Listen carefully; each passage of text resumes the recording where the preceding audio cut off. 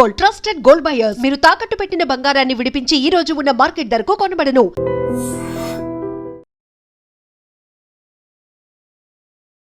నుంచి ప్రజల దృష్టిని మరల్చాలని ప్రయత్నం చేసినా మళ్ళా నీయం ప్రజల తరపున అడుగుతూనే ఉంటాం. నువ్వెన్ని రకాలుగా వేధించినా నిన్ను వదిలిపెట్టం. నీ కాంగ్రెస్ పార్టీని బొందబెట్టేదాకా వెంటాడుతూనే ఉంటాం. కేసీఆర్ కమిషన్ ముందు పిలవాలి కాబట్టి పిలిచారనుకోవచ్చా? కేసీఆర్ గారు తెలంగాణ చరిత్ర. కేసీఆర్ ను ఇవాళ పిలిచి అది కూడా ఇరిగేషన్ గురించి మాట్లాడటము అంటే ఇది హనుమంతుడి ముందు కుప్పిగంతులు లాంటివి. ఎందుకంటే కేసీఆర్ గారికి ఉన్నంత క్షుణ్ణమైన అవగాహన, వాగులు, వంకలు, నదులు, చెరువులు, వీటి గురించి ఇరిగేషన్ రంగం గురించి కేసీఆర్ కు ఉన్నంత అవగాహన బహుశా భారతదేశంలోనే ఈరోజు సమకాలీన రాజకీయాల్లో ఏ రాజకీయ నాయకుడు కూడా ఉండదు. మరి అట్లాంటిది కేసీఆర్ గారిని పిలిచి లేదు అడుగుతామంటే హనుమంతుడి ముందు కుప్పిగంతులే అవుతుంది. ముమ్మాటికి నిజాలు అల్టిమేట్ గా తేల్తాయి. ధర్మము న్యాయమే గెలుస్తుంది. అల్టిమేట్ గా కేసీఆర్ గారి పేరు చరిత్రలో సువర్ణాక్షరాలతో తెలంగాణను సాధించిన నాయకుడిగా, తెలంగాణను సస్యశ్యామలం చేసిన నాయకుడిగా చరిత్రలో సువర్ణాక్షరాలతో లిఖించబడుతుంది. ఈ చిల్లర రాజకీయాలు పట్టించుకోకండి. 6 గ్యారంటీలు 420 హామీల మీదనే మనం అందరం దృష్టి పెడదాం. ఖచ్చితంగా రేవంత్ రెడ్డిని, కాంగ్రెస్ పార్టీని తొందరలోనే ఈ చిల్లర రాజకీయాలు అన్ని ముగిసిన తర్వాత ప్రజాక్షేత్రంలో బట్టలిప్పి నించోబెట్టే విధంగా కార్యాచరణ ఉంటది. దానికి మీ మద్దతు పలకాలని రాష్ట్ర ప్రజలకు రేవంత్ రెడ్డి అనే ఒక చిల్లర నాయకుడు, ఒక చిల్లర వ్యక్తికి కేబినెట్ అంటే అర్థం కాదు, కేబినెట్ ఎట్లా పనిచేస్తుందో అర్థం కాదు. ఎందుకంటే ఆయన ఆలోచనలు వేరు, ఆయన ఎజెండా వేరు. ఆయనకు రాష్ట్ర ప్రయోజనాల కంటే, రైతుల ప్రయోజనాల కంటే రాజకీయ ప్రయోజనాలు, రాక్షస ఆనందము, పైశాచిక ఆనందం ఆయనకు ముఖ్యం. ఆయన చిల్లర పని చేసి బ్యాగులు మోసి జైల్లో పడ్డాడు కాబట్టి మా వాళ్ళని కూడా కొంతమందిని జైల్లో పెట్టాలనేది ఆయన వికృతమైన ఆలోచన తప్ప ఇంకోటి కానే కాదు. నేను చెప్పేదల్లా ఒకటే, అబద్ధం నిజం నిలకడ మీద తెలుస్తుంది. నిజం కడప దాటే లోపల అబద్ధం అంగిలాగేసుకుని ఊరంతా తిరిగి వస్తుంది అన్నట్టు కొన్ని రోజులు కాళేశ్వరం అని, కొన్ని రోజులు ఫోన్ ట్యాపింగ్ అని, కొన్ని రోజులు ఫార్ములా ఈ అని ఏదైతే డ్రామాలు రేవంత్ రెడ్డి ఆడుతా ఉన్నాడో, ఆయన ప్రభుత్వం ఆడుతా ఉందో, ఇవన్నీ కూడా కేవలం ప్రజల దృష్టి మరల్చడానికి చేస్తున్న చిల్లర ప్రయత్నం.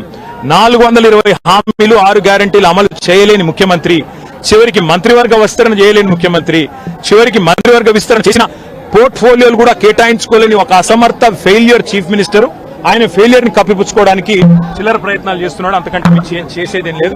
కేసీఆర్ గారితో ఇరిగేషన్ గురించి మాట్లాడడం అంటే హనుమంతుడి ముందు కుప్పిగంతులాగా ఉంటుంది. ఎందుకంటే కేసీఆర్ గారికి సమకాలీన రాజకీయాల్లో భారతదేశంలో ఆయనకున్నంత క్షుణ్ణమైన అవగాహన, నదులు, వాగులు, వంకలు, చెరువులు ఏం చేయొచ్చు అనేది, ఏం చేసి చూపెట్టిందో కూడా కేసీఆర్ నాయకత్వం తెలంగాణ ప్రజల ముందే ఉంది.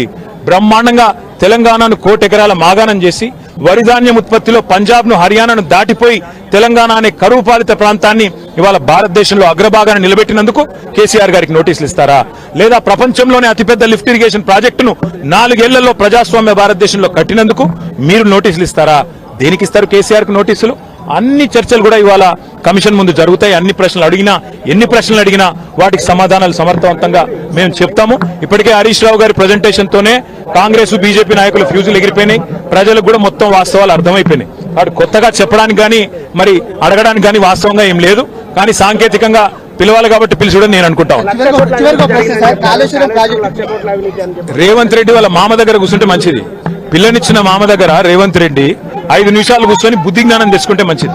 సూదిని పద్మారెడ్డి గారు, గీత గారి తండ్రి, వారు చెప్పినారు 94,000 కోట్ల ఖర్చైన ప్రాజెక్టులో 1,00,000 కోట్ల అవినీతి అనేది ఒక తెలివి తక్కువ అంటాడన్నాడు. మరి ఆ తెలివి తక్కువ ఆయన అల్లుడు, మా కర్మగాలి. ఆ తెలివి తక్కువ ఇలా రాష్ట్రానికి ముఖ్యమంత్రి. కాబట్టి మేము అనేది ఏంటంటే రేవంత్ రెడ్డి గారు ముందు పోయి వాళ్ళ మామగారి దగ్గర కూర్చొని కొన్ని పాఠాలు నేర్చుకుంటే మంచిది. కాళేశ్వరం ప్రాజెక్టు విచారణ పూర్తిగా అయిపోయిన తరుణంలో మళ్ళీ 2 నెలలు పొడిగించి కేసీఆర్ ను ఇటు హరీష్ రావును పిలిచినటువంటి సందర్భం కనిపించింది. దీన్ని ఎట్లా చూస్తుంది? ఖచ్చితంగా కక్ష సాధింపు, రాజకీయ వేధింపు తప్ప ఇందులో ఏమీ లేదు. నిజం నిలకడ మీద తేలుతుంది.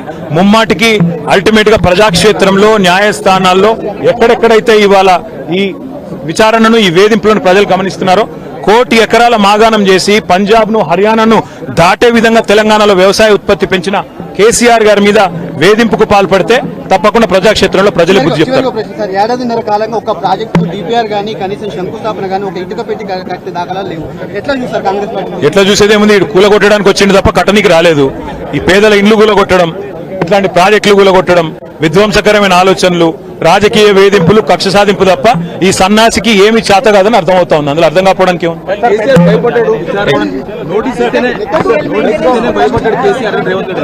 100 జన్మలెత్తినా 100 జన్మలెత్తినా రేవంత్ రెడ్డి అనే చిల్లరగానికి కేసీఆర్ గొప్పతనం అర్థం కాదు.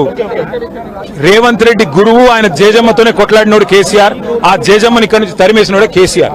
కాబట్టి రేవంత్ రెడ్డి అనే చిల్లరగాడు ఏం మాట్లాడినా, ఆయన చిల్లర ప్రభుత్వం ఏం చేసినా కేసీఆర్ ఎంటిక కూడా పీకలేరు.